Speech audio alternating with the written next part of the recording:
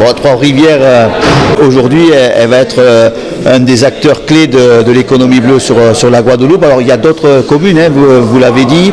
Il y a un réseau de villes aujourd'hui qui a décidé de porter cette économie bleue, surtout l'emploi, puisqu'on l'annonce comme le premier secteur industriel dans le monde. Hein. Donc on voit bien les enjeux.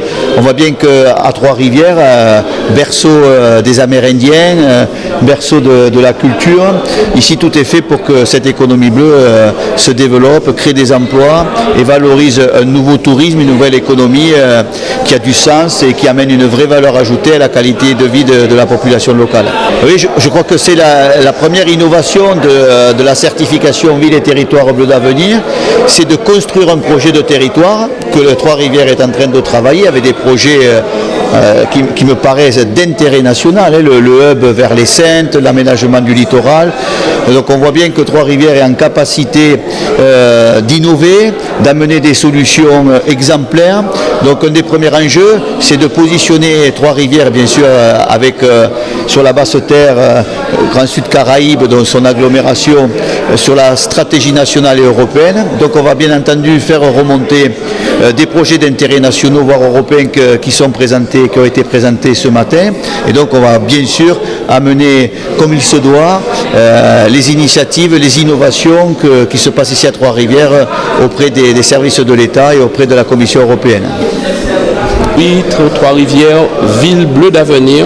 Donc nous sommes très heureux d'avoir pris part à ce beau projet de développement pour le territoire de la Guadeloupe. Alors c'est vrai que sur Trois-Rivières, comme nous l'avons dit, c'est une Trois-Rivières dans sa diversité patrimoniale, dans sa diversité des quartiers, dans sa diversité aussi avec ses seniors, avec les jeunes, avec tous ceux et toutes celles qui veulent faire battre le cœur de cette commune.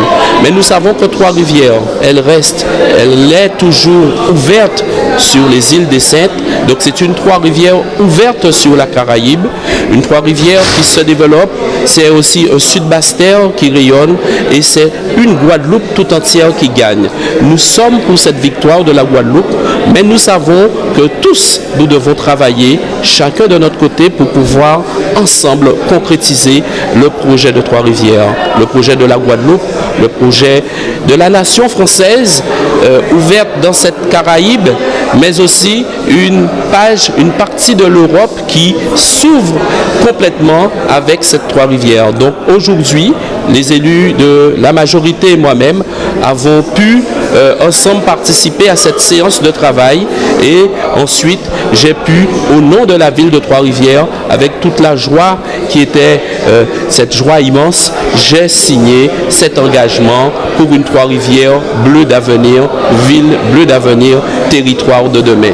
Alors maintenant, nous sommes au moment des actions et nous disons à la population à très très très bientôt. Et quand on parle de développement de territoire, c'est bien entendu un développement culturel, patrimonial, mais aussi et surtout un développement économique, parce que derrière chaque entreprise, ce sont des familles, ce sont des enfants, et c'est la raison pour laquelle nous allons pouvoir nous donner les moyens avec le groupement Odyssea pour que toutes ces réalisations, pour que tout ce que nous avons prévu puisse avoir un impact positif sur l'emploi de la jeunesse, un impact positif sur l'emploi en général et faire en sorte à ce que cette ville de Trois-Rivières soit un véritable bastion, un véritable ancrage de l'emploi de demain.